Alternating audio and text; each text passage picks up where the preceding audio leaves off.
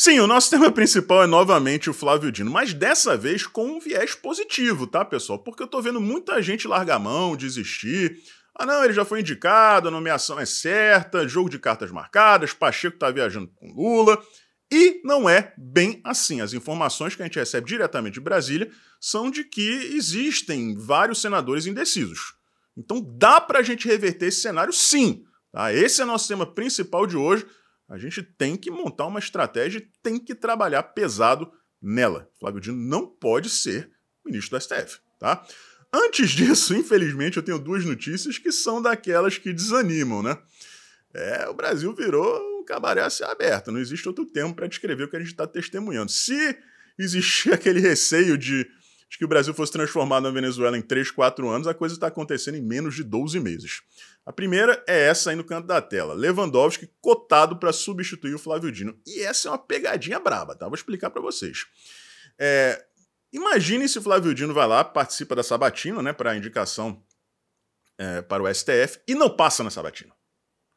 Qual a possibilidade do Lula tirar um cara, um ex-ministro do STF, que na opinião do próprio Lula foi a melhor indicação dele? Se o cachaceiro pudesse, colocava 11 clones do Lewandowski no STF e deixava o original no Ministério da Justiça.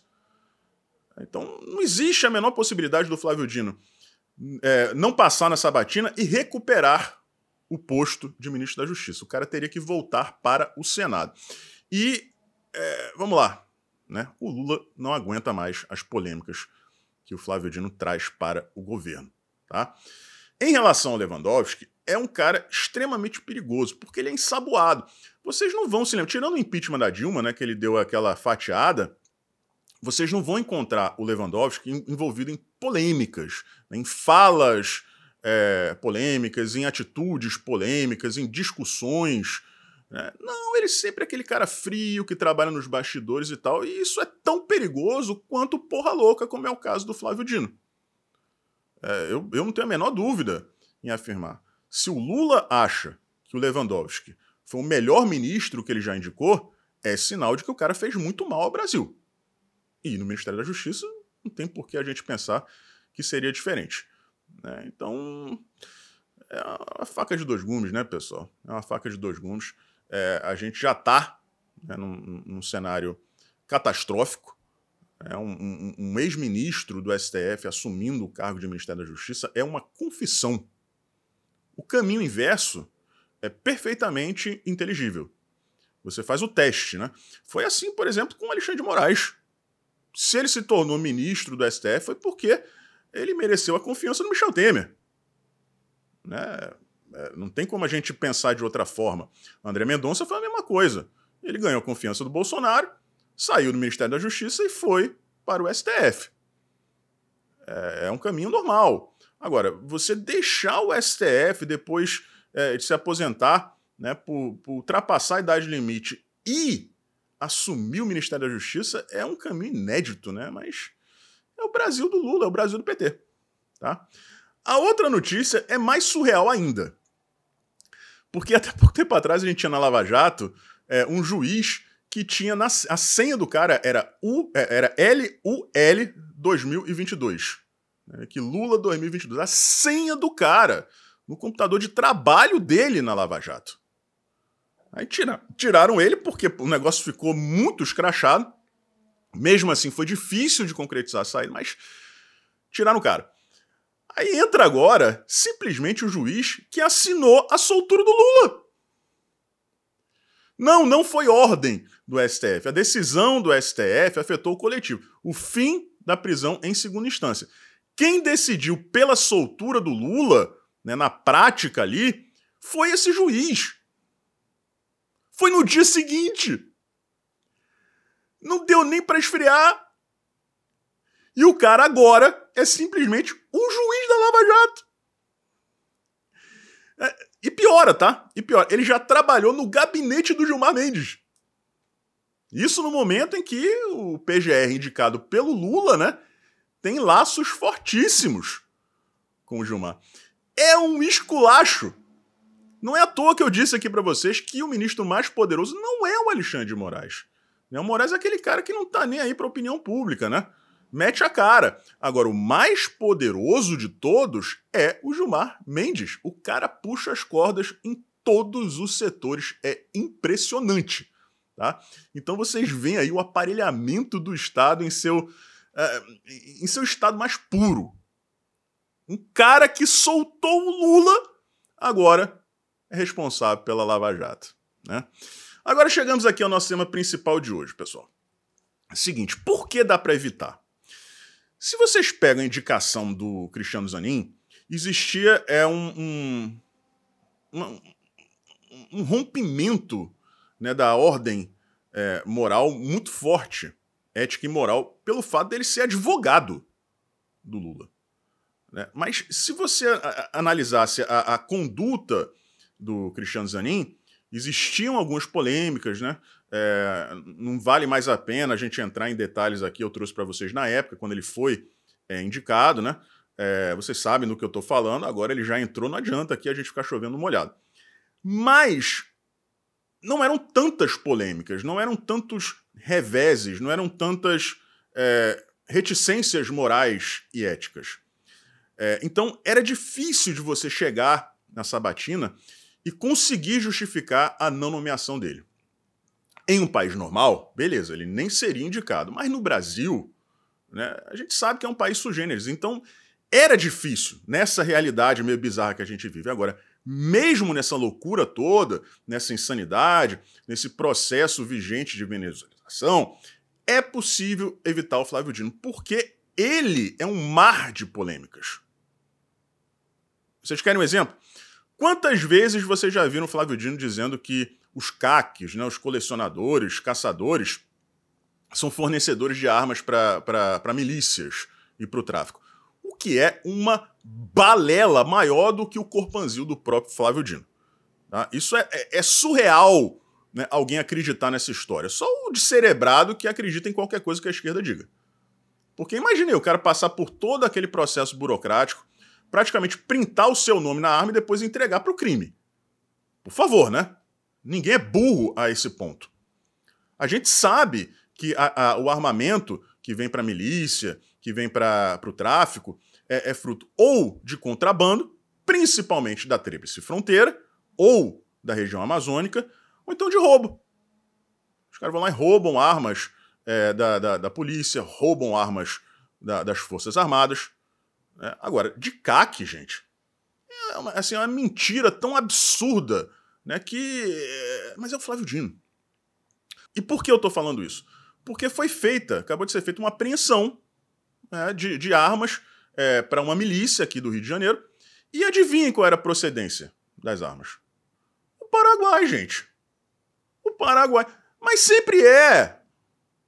O Dino sabe disso, o Lula sabe disso, todo detrator da flexibilização da posse de armas sabe disso. Mas o objetivo deles é desarmar a população, assim como fez, né, Hitler, assim como fez Stalin, assim como fez Lenin, assim como fez Mao Tse Tung. É sempre o mesmo objetivo, assim como fez Fidel Castro. Sempre. Mentira atrás de mentira, gente. Aí outra, Flávio Dino é o mesmo cara que disse que fake news era crime. Vejam só que é cachorro correndo atrás do próprio rabo, né? Pra morder o próprio rabo. O cara, ele diz que fake news é crime, né? E ao dizer isso, ele está propagando fake news. Só que ele pode. Por quê? Justamente porque não é crime. Aí ele tomou checada. Não só no Twitter, mas em outras redes sociais, até das próprias agências de checagem, que deram aquela maquiada, pode ser, não sei o quê, mas no final das contas não é. E tanto não é que ele não responde por isso. Eu trouxe para vocês aqui a informação, deixei o link de um vídeo, de uma entrevista que ele fez, né, para Lilian Vitfib, para o Isentão Andreasa e tal, e outros jornalistas, em que ele fala que a semântica é flexível, é maleável. É nessas horas que ele usa aquele discurso da democracia. Ele diz, Lenin e Stalin se auto-intitularam sociais-democratas. Então o que você diz, né, que você defende, o que você diz que você combate em se tratando da esquerda, Não importa. O que importa é o que você faz. E o que a gente vê o Flávio Dino fazendo, desde sempre, mas principalmente quando assumiu o Ministério da Justiça, é uma sanha persecutória contra a direita conservadora. Isso vai se estender a níveis nunca antes vistos, caso ele entre para o STF. E aí fica o questionamento para os senadores que estão indecisos.